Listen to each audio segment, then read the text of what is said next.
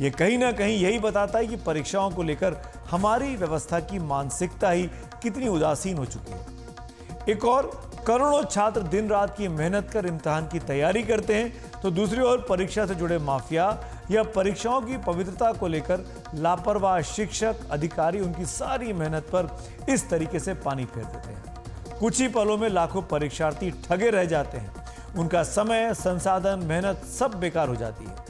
ये बीते कई साल से चला रहा है। सरकारें बदलती हैं, वादे किए जाते हैं, लेकिन फिर भी हाल वही ढाक के 3 पार। ऐसा लगता है जैसे परीक्षा माफिया के आगे सब कुछ बेबस है। हर जगह इस परीक्षा माफिया की पहुंच हो चुकी है। जहां पर नकल नहीं हो पाती, वहां पर पेपर लीक वाले माफिया अपना हुनर दिखाने से परहेज नहीं करते। अब देश की सबसे बड़ी आबादी वाले राज्य उत्तर प्रदेश का हाल भी देख लीजिए। फरवरी के महीने में परीक्षा पत्र लीक होने की वजह से राज्य में पुलिस कांस्टेबल की भर्ती परीक्षा रद्द करानी पड़ी। मिशन रोजगार के तहत योगी आदित्यनाथ सरकार राज्य के इतिहास की यह सबसे बड़ी भर्ती परीक्षा करवा रही थी। पुलिस कांस्टेबल के 60,244 पदों के लिए 48 लाख से ज्यादा परीक्षार्थी 15 फरवरी से 18 फरवरी के बीच राज्य भर के 75 जिलों के 2,385 परीक्षा केंद्रों पर परीक्षा देने पहुंचे। लेकिन आरोप है कि उनके पहुंचने के पहले ही कई जगहों पर परीक्षा पत्र ही बाहर आ गया, यानी पेपर लीक हो गया। 48 लाख कोई छोटी मोटी संख्या नहीं है, ये लगभग आधा करोड़ की आबादी होती है। यानी अगर मैं तुलना करूं गोवा से, तो गोवा राज्य की जनसंख्या से 3 गुना ज्यादा, यानी 3 गोवा, उनकी पूरी की पूरी आबादी जो है वो परीक्षा देने से वंचित रह गई। सोचिए, इतने परीक्षार्थी एक साथ ठगे गए। आखिर ये जिम्मेदारी किसकी बनती है? कैसे इस परीक्षा के पेपर माफिया के हाथ उनके पास ये पेपर पहुंच जाते हैं? राज्य सरकार ने कार्रवाई के नाम पर यूपी पुलिस भर्ती बोर्ड की अध्यक्ष रेणुका मिश्रा को उनके पद से हटा दिया है।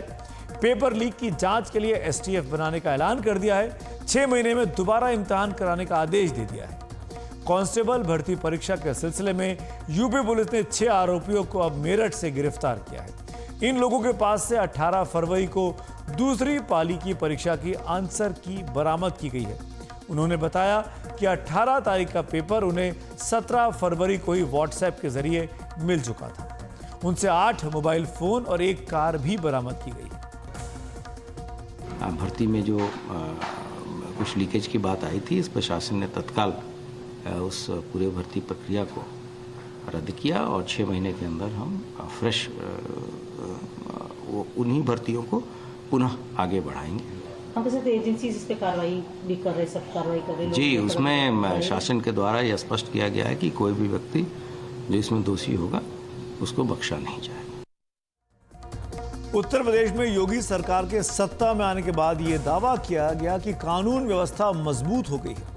उस मोर्चे पर कुछ कामयाबी मिलती शुरू में दिखाई भी दी, लेकिन परीक्षा माफिया सरकार के चंगुल से जैसे बाहर ही रहा।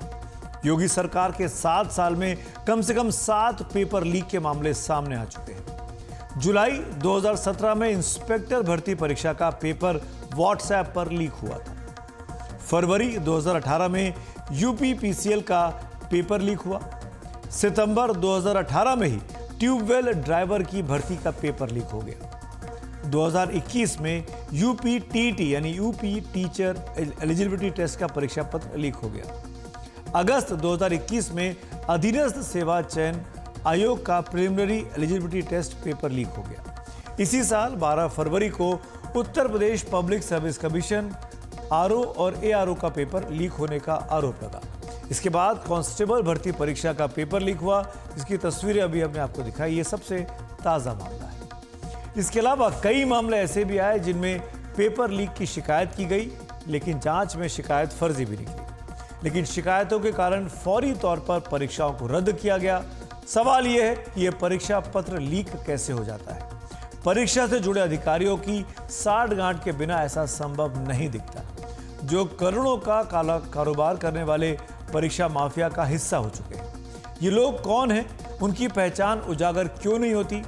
आम चुनाव सर पर हैं, लिहाजा ये मुद्दा राजनीतिक पार्टियां भी लपक रही हैं।